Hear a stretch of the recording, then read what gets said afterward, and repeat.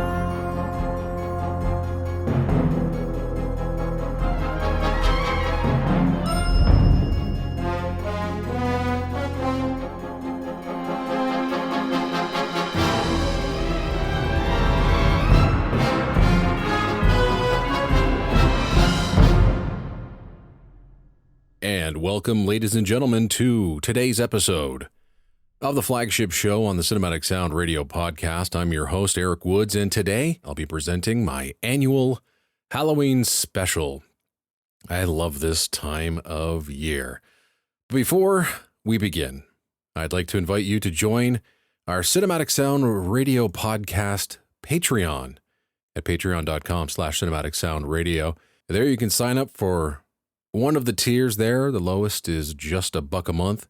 Your money goes towards supporting this show by helping us to pay for server space, domain registration, new equipment when needed, and a whole host of other things that help us out and help us get this show out to you. The Cinematic Sound Patreon family is a thriving community. We have new patrons signing up each week, offering their support, and they're getting some great benefits for their donations, including the opportunity to program their own show here on the podcast. Alan Rogers did that recently. You can also participate in all request shows. We have another one coming up in November. You can listen to old Cinematic Sound Radio FM broadcasts. That's a lot of fun.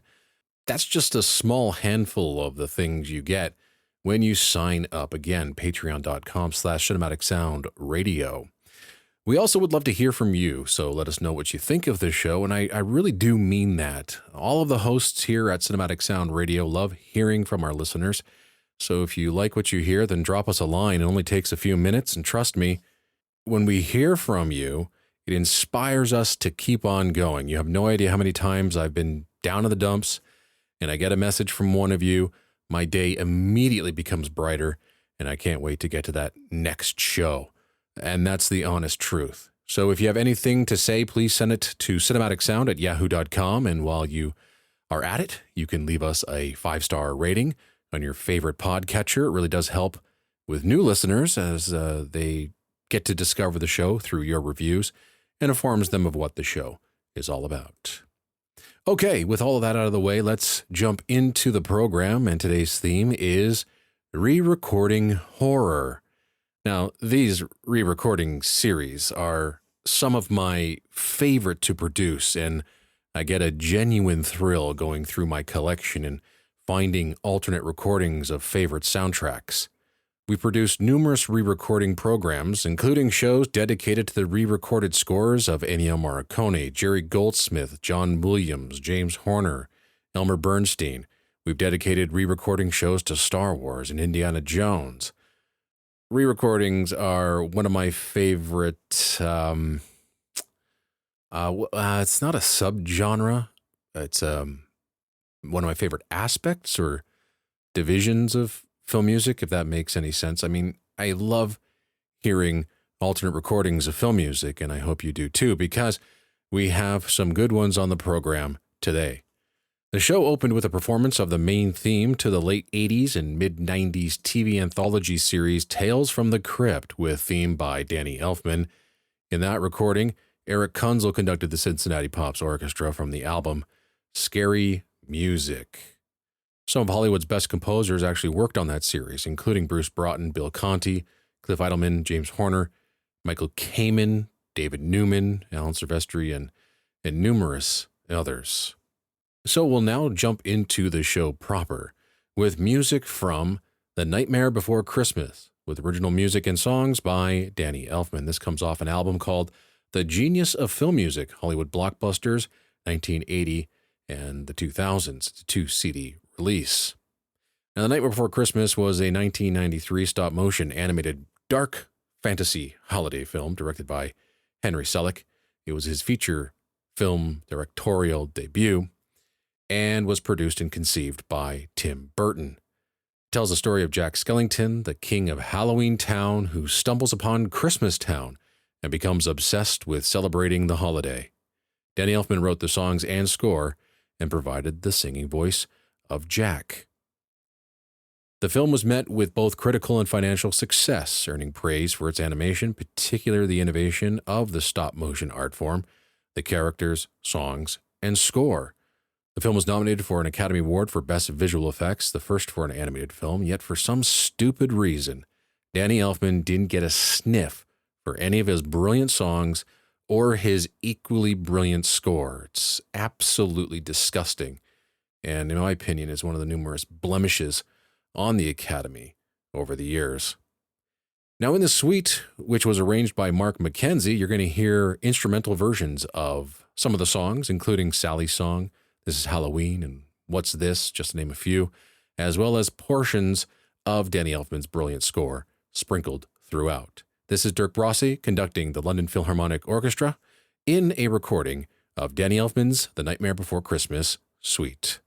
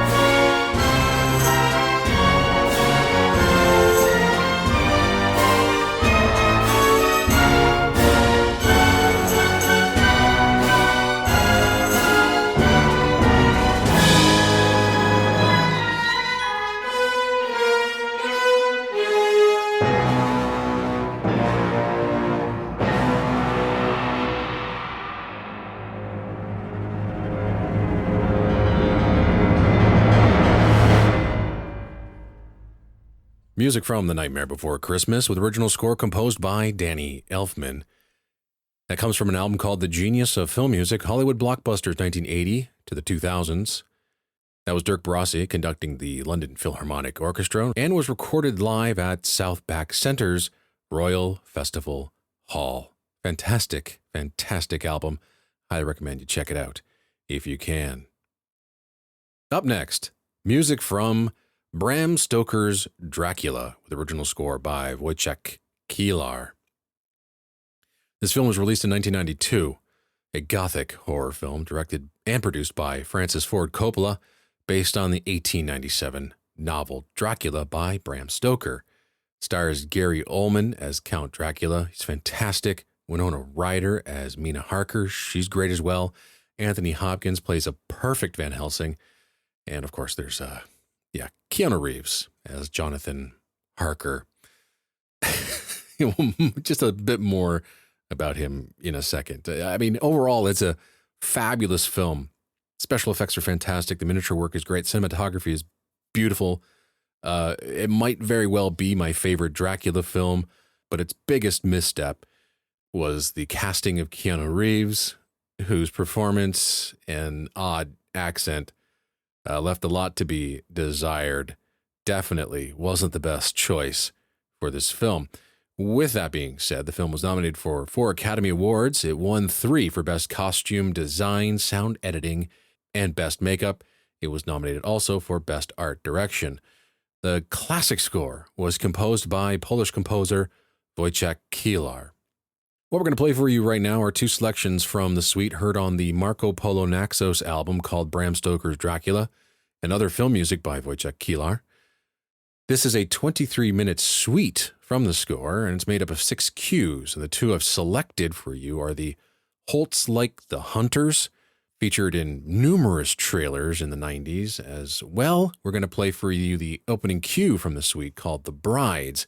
It's a more passionate, seductive cue that really focuses on the more gothic nature of the score.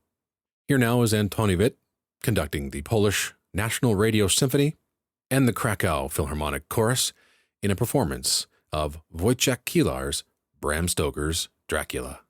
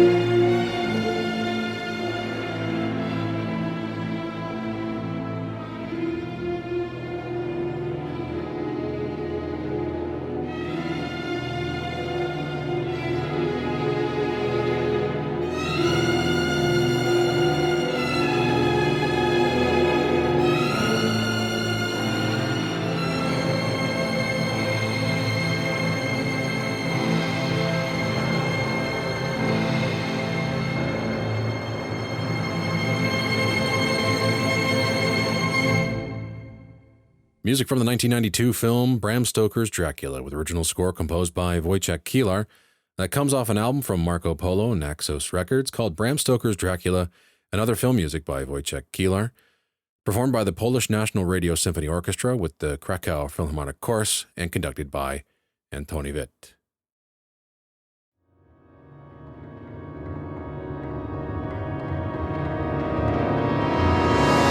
From Kitchener, Ontario, Canada, this is the Cinematic Sound Radio Network, and you're listening to the Flagship Show with Erich Woods.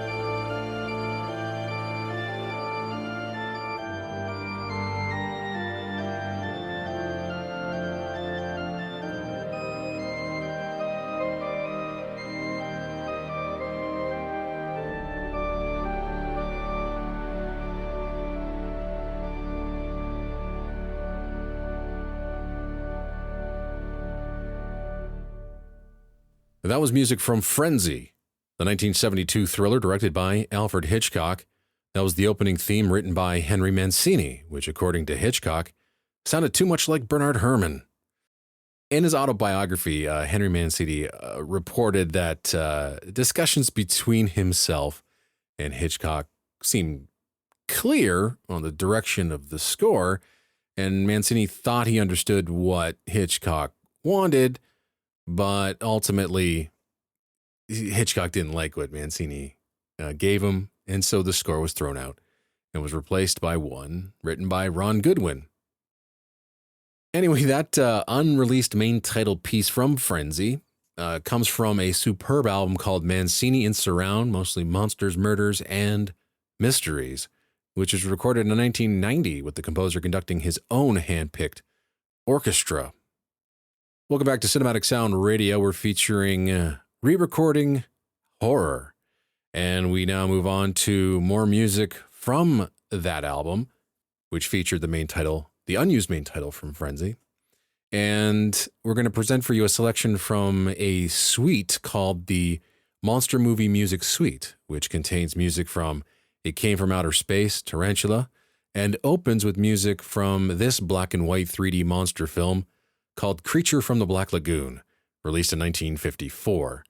While Henry Mancini wrote the bulk of the score, there was a lot of music tracked into the film from earlier Universal pictures like Mr. Peabody and the Mermaid, City Beneath the Sea, East of Sumatra, Ride Clear of Diablo, and numerous others. The cue that we're going to play for you is called The Monster Gets Mark, which is the lengthy, action-packed finale cue from the film. This is Henry Mancini conducting the Mancini Pops in a selection of music from his score to Creature from the Black Lagoon.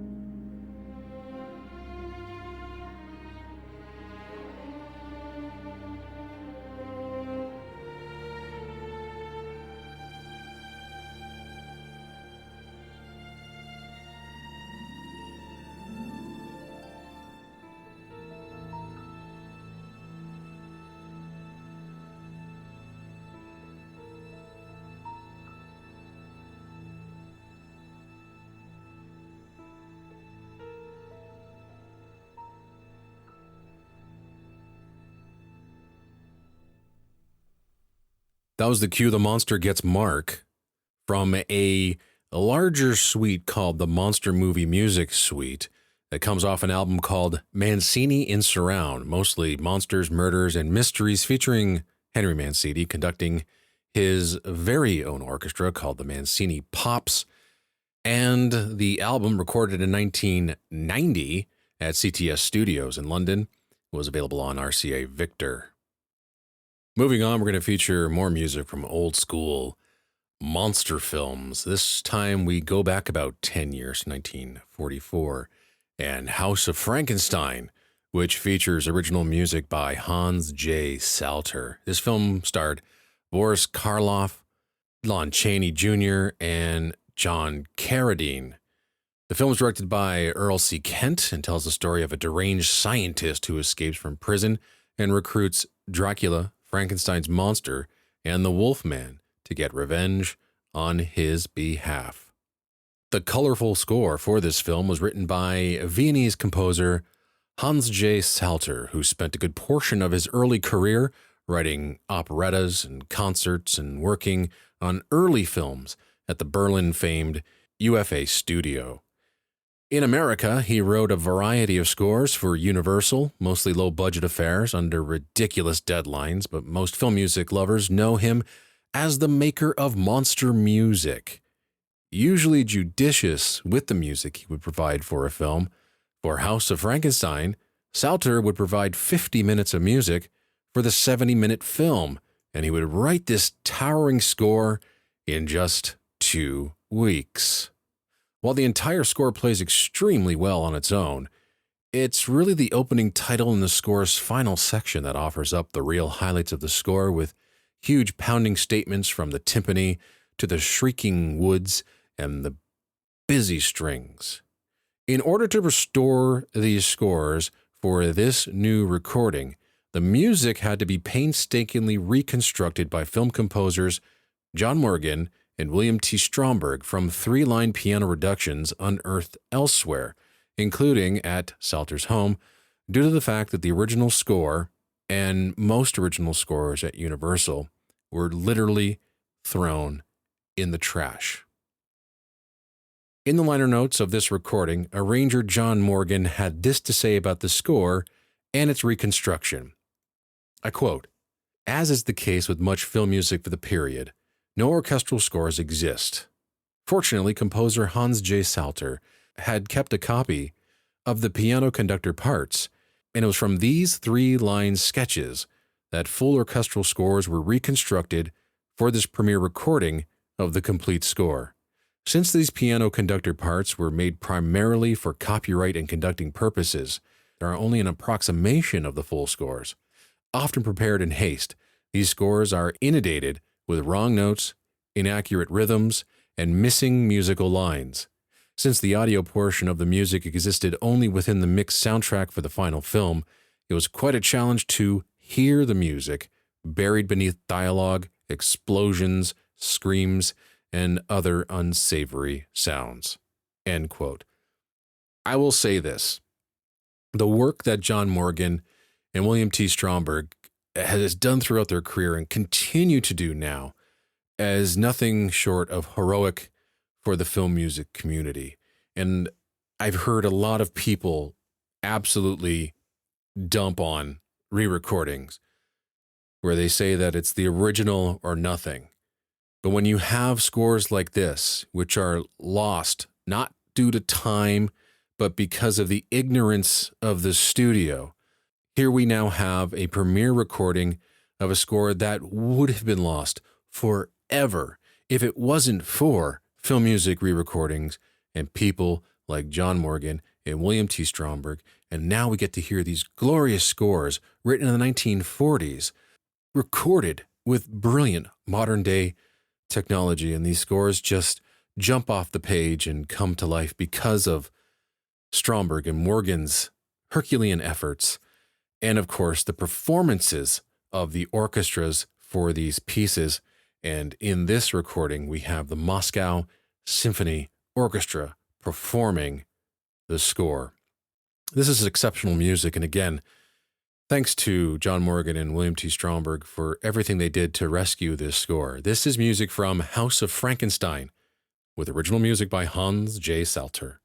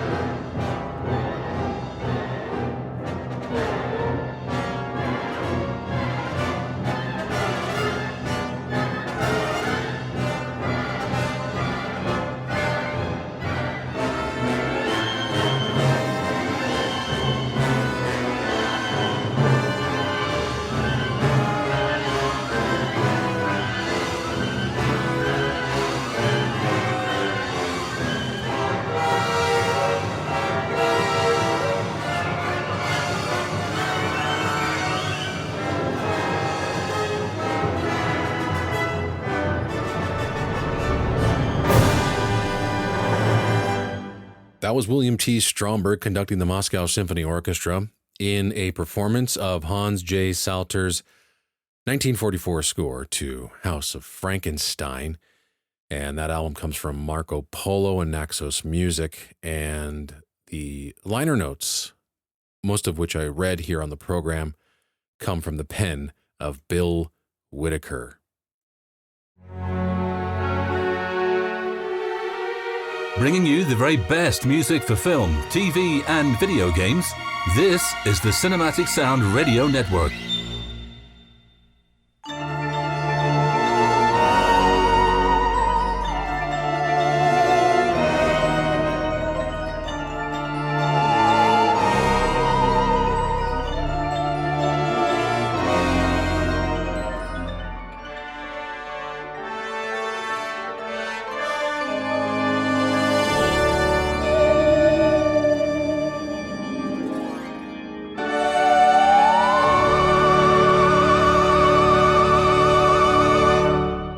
That was the short finale from Bernard Herrmann's classic score to The Day the Earth Stood Still. And that comes from a re-recording with conductor Joel McNeely from Varese Saraband Records, and the film was released in 1951. And the reason that we play that, it's a perfect prelude into this next album that we're going to play for you, which is called Original Works for Theremin. This is an interesting album, one that I have explored, and it's a fascinating original listen. And what we're going to play for you is music from Howard Shore's Ed Wood. Now, as we know, Ed Wood was directed by Tim Burton. And of course, up to that time, Tim Burton was working with Danny Elfman exclusively. So how in the world did Howard Shore get involved in this? Well, Tim Burton and Danny Elfman at this time, 1994, they were kind of in the middle of a very intense period. Now, Elfman had just finished The Nightmare Before Christmas. That was a 2.5-year project. He was also, a few years earlier, working on Batman Returns. That was a huge project. Danny Elfman was pretty much burnt out by that point. And so then came this unique situation where things essentially came to a boil. And after working together for so long and these two big personalities coming together, it really got volatile. And well, Elfman and Burton went their separate ways. And of course, they kissed and made up on Mars Attacks, but Elfman and Burton like to joke that they almost ended up like Bernard Herrmann and Alfred Hitchcock, one of the greatest collaborations of all time, which ended on a sour note. And, they too also had a great relationship that exploded. They never spoke to each other again. And so Elfman and Burton didn't want that to happen. So the pair eventually met up at a coffee shop in Kansas City where Burton was filming Mars Attacks, and the two reconciled their differences, and they've worked on everything since Mars Attacks, with the exception of Sweeney Todd, which was a musical, and Danny Elfman didn't work on any adaptations of the songs for that film. So Ed Wood, as I said, released in 1994, was a biographical portrait of, quote-unquote, the worst director of all time, and stars Johnny Depp as Ed Wood, along with Sarah Jessica Parker, Bill Murray, and Martin Landau, who won an Academy Award for his role as Bela Lugosi. The energetic and lively score was composed by Howard Shore, who was a perfect fit, honestly, for Tim Burton. And it would have been interesting to hear how Shore's music would have fit in other Burton films if Elfman and Burton didn't kiss and make up. So Shore's score combines conga drums, theremin, and the Dying Swan theme from Swan Lake in kind of a loungy, genre-bending mix. The reference to Swan Lake is due to the fact that the theme was also used in the soundtrack to Lugosi's signature film, Dracula, 1931. So Ed Wood is pretty much best remembered for what I think people considered the worst film of all time, Plan 9 from Outer Space, released in 1958. There's flying saucers in that film that were, in fact, Cadillac hubcaps dangling from strings. It's hilariously cheesy. No theremin was actually used in the soundtrack, but Howard Shore felt that the director might have used the instrument if it had been available to him within his low budget for making these films. So Howard Shore's theremin first appears in the opening credits and is included in this suite, and that's the first cue we're going to play for you. And the final track in this suite, it's the 8th cue, and this suite, of course, made up of 8 cues, has a playing time of 17 minutes, and Howard Shore actually wrote newly composed interludes for this piece. And this album has been a wonderful addition to my collection, just a fascinating listen. I think you'll enjoy the selections that we have for you right now from this suite. Again, from the album Original Works for Theremin, performed by Lynda Kavina, this is selections from Howard Shore's Ed Wood.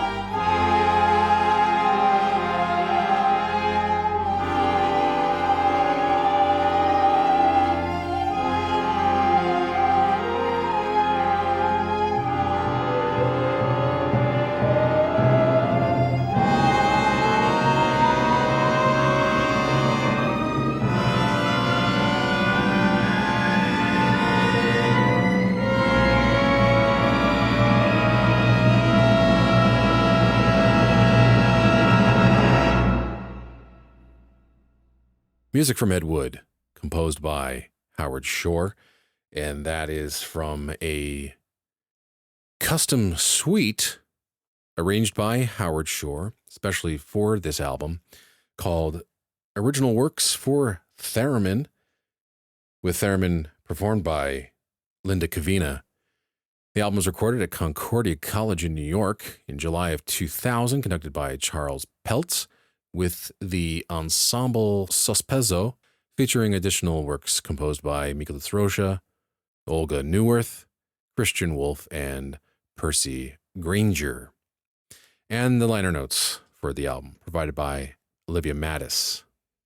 Moving on, we're going to present some pretty intense orchestral material from a film called World War Z. Should it be Z since we're in Canada? How is it known around the world? Is it World War Z? Or is it World War Z?